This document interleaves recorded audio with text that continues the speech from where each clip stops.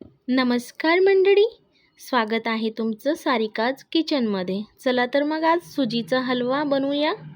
रव्याचा शिरा।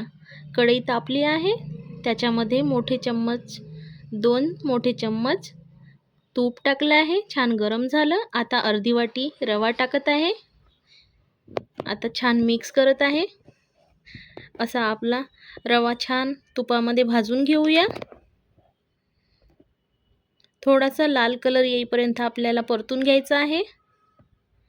आता त्याच्यामध्ये 1 चम्मच बेसन टाकायचं आहे। छान असं 1 चम्मच बेसन टाकून मिक्स करून घेऊया। आता हे बेसन याच्यामध्ये मिक्स झालं आहे। छान लालसर रंग येईपर्यंत आपल्याला भाजून घ्यायचं आहे। बघा किती छान कलर आलेला आहे। असं खरपूस आपलं रव्याचे भाजण तयार आहे।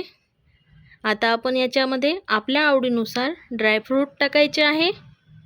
आपल्याला जे आवडत असतील ते ड्रायफ्रूट टाकायचे आणि अर्धी वाटी साखर टाकत आहे। 2 चम्मच गूळ पावडर टाकत आहे।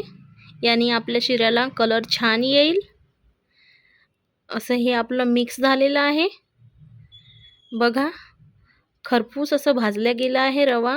आता 1 ग्लास पाणी टाकायचं आहे। हे पाणी थंडच टाकलं आहे मी, नॉर्मल वालं। आता हे छान मिक्स करायचं। बघा किती पातळ दिसत आहे, पण थोड्याच वेळात सुजी हे पाणी पूर्ण पिऊन घेईल, पूर्ण एक्झॉस्ट होऊन जाईल त्याच्यामध्ये पाणी हे आपलं। आता चिमूटभर अगदी थोडासा किंचित कलर टाकत आहे, त्याच्यामुळे छान असा कलर येईल आपल्या शिऱ्याला।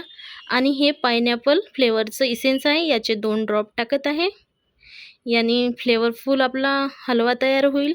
आणि 2 वेलची कुटून टाकलेल्या आहेत, एकदम फ्रेश असा स्वाद येईल आपल्या हलव्याला छान। बघा किती छान असा आपला हलवा तयार आहे। छान असा कलर येईल। आता 1 चम्मच वरून तूप टाकत आहे, यानी आपल्या शिऱ्याला छान असा रंग तर येईलच आणि चमक पण येईल। आता थोडा वेळ झाकण ठेवत आहे 1 मिनिटासाठी। बघा आपला हलवा रेडी आहे। किती छान दिसत आहे, मऊ लुसलुशीत रव्याचा शिरा। असा हा आपला शिरा हलवा तयार आहे। तुमच्या भाषेत शिरा म्हणतात का हलवा म्हणतात, मला कमेंटमध्ये नक्की सांगा। आता सर्विंग बाउलमध्ये आपण हे पूर्ण काढून घेऊया। बघा किती छान कलर आलेला आहे। असा आपला शिरा रेडी आहे। तुम्हाला माझ्या रेसिपी आवडत असतील तर माझ्या चॅनलला सबस्क्राईब करा, कमेंट करा आणि शेअर करा आणि खूप सारे लाईक करा। Thank you.